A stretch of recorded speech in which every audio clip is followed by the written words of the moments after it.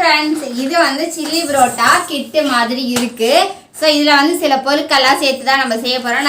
நான் வந்து இது சந்தைக்கு போயிருந்தேன். அப்போ வந்து எனக்கு இந்த கோல்டன் சில்லி புரோட்டா வந்து கிடச்சிது.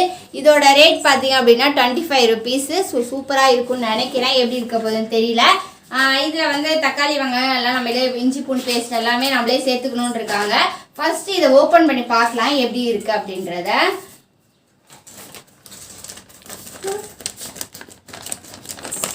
பாப்பா என்ன பண்ற?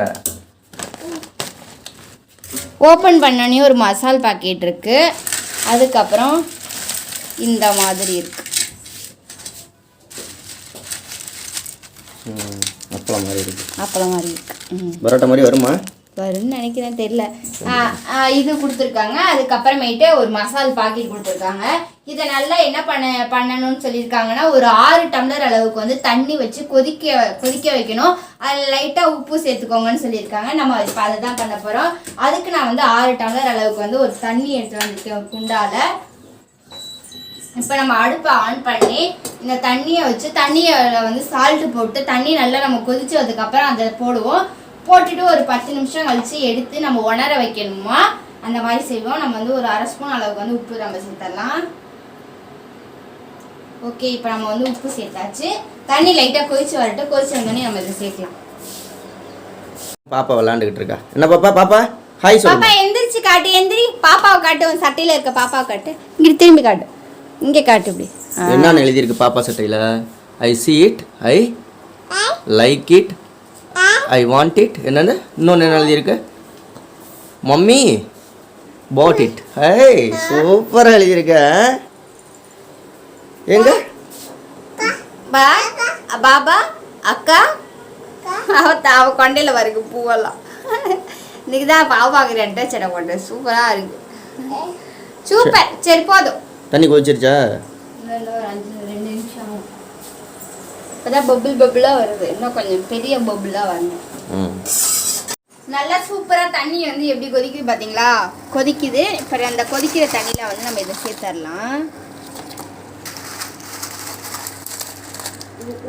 அப்பளம் மாதிரி தான் இருக்குது. அப்படின்னு உருங்குது. ஒரு 2 நிமிஷம் வந்து இப்படியே வச்சோம்னா அது நல்லா ஊறி நல்லா வேக வச்சிடலாம். இவர் சொன்னார் பெருசா வரும்னு. பெருசாலாம் வரல.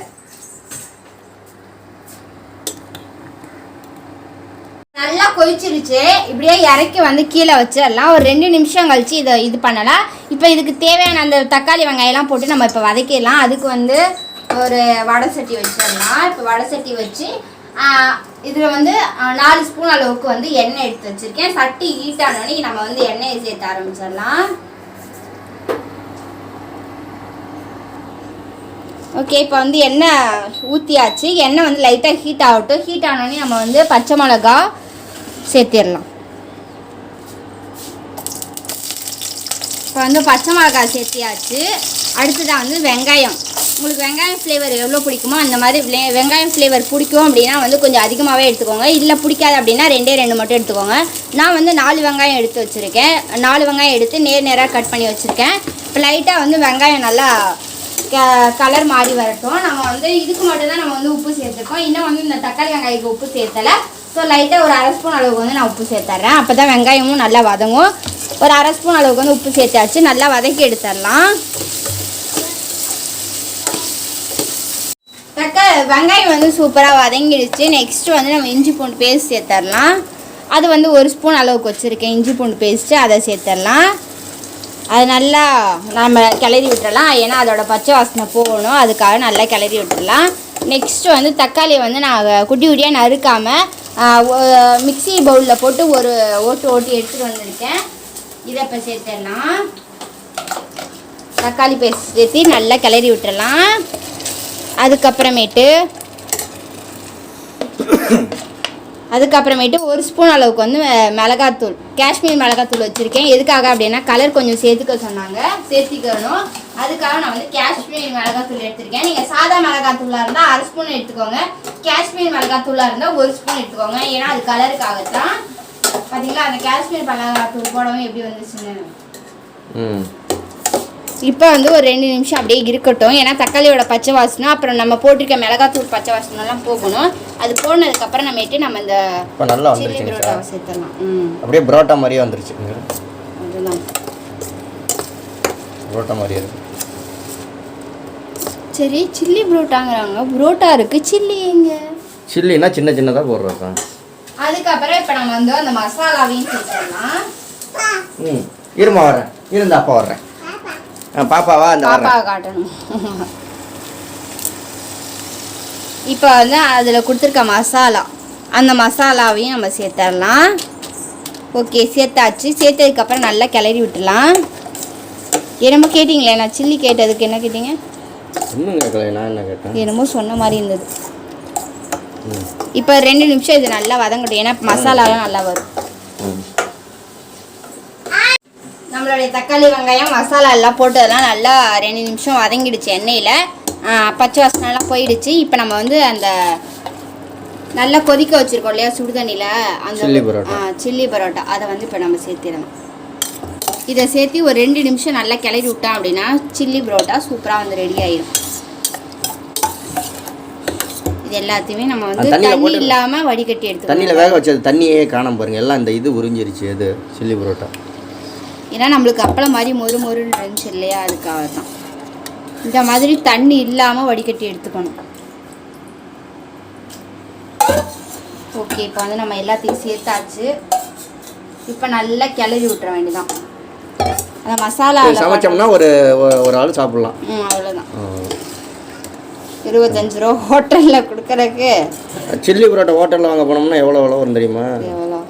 50 ரூபா, 60 ரூபா வரும், 100 ரூபா வரும். சரி இப்போ நம்ம வீட்டிலே 25 ரூபாய்க்கு முடிச்சிட்டோமே. ஏன் இப்போ தக்காளி வெங்காயமா? தக்காளி வெங்காயம், எண்ணெய், கேஸு. சரி ஓகே 2 நிமிஷம் அப்படியே இருக்கட்டும். அப்போ தான் வந்து அந்த மசாலாலாம் அதில் போய் சாரும். 2 நிமிஷம் கழிச்சு நம்மளுடைய சில்லி பரோட்டா ரெடி ஆயிடும். டேஸ்ட் பார்க்கலாம். பரோட்டா போட்டு 2 நிமிஷம் ஆயிடுச்சு. நம்ம வந்து அடுப்பை ஆஃப் பண்ணிடலாம். இப்போ வந்து இதை ஒரு பிளேட்டுக்கு மாற்றிடலாம். கொஞ்சமாக மட்டும் டேஸ்ட் பார்க்குறது போதும். லாஸ்ட்டாக வந்து நம்ம எடுத்து வச்சிருக்க மல்லித்தலையை லைட்டாக தூவி விட்டுக்கலாம். ஏன்டி அது அடுப்பில் இருக்கையில தூவி விடுவாங்களா? எடுத்ததுக்கு அப்புறமும் தூவலாம், அடுப்பில் இருக்கேன்னு தூவலாம். கொஞ்சம் மறந்துட்டேன். இல்லை லாஸ்ட்டில் அது எல்லாம் போட்டிருக்கான்னு பாருங்க. போட்டாச்சு. அவ்வளோதான். இப்போ டேஸ்ட் எப்படி இருக்குன்றத ரிவ்யூ சொல்லணும். நீங்கள் சொல்கிறீங்களா? பாரு, சாப்பிட்டு பாரு ஃபஸ்ட்டு, அப்புறமா நான் சாப்பிட்றேன். நம்மளுடைய சில்லி பரோட்டா. சில்லி பரோட்டா உள்ள சில்லிலாம் இருக்கும்னு நினச்சேன், கடைசியில் பரோட்டா தான் இருக்குது. 25 ரூபாய்க்கு அவன் சில்லியும் தருவான், எல்லாம் தருவான்.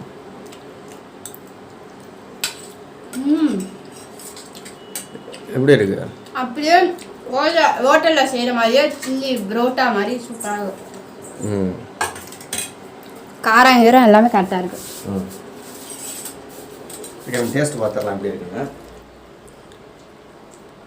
இன்னும் கொஞ்சம் பேக் போங்க.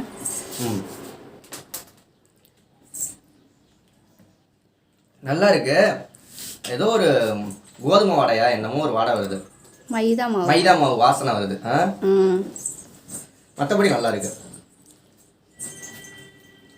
ஸோ உங்களுக்கும் டிபார்ட்மெண்ட் ஸ்டோரில் கிடச்சிச்சு அப்படின்னா வாங்கி ட்ரை பண்ணி பாருங்க. அப்படி இல்லாட்டி சந்தையில் போய் வாங்குங்க. சந்தையிலையும் கிடைக்கும், இல்லைன்னா டிபார்ட்மெண்ட் ஸ்டோர்லேயும் கிடைக்கும்.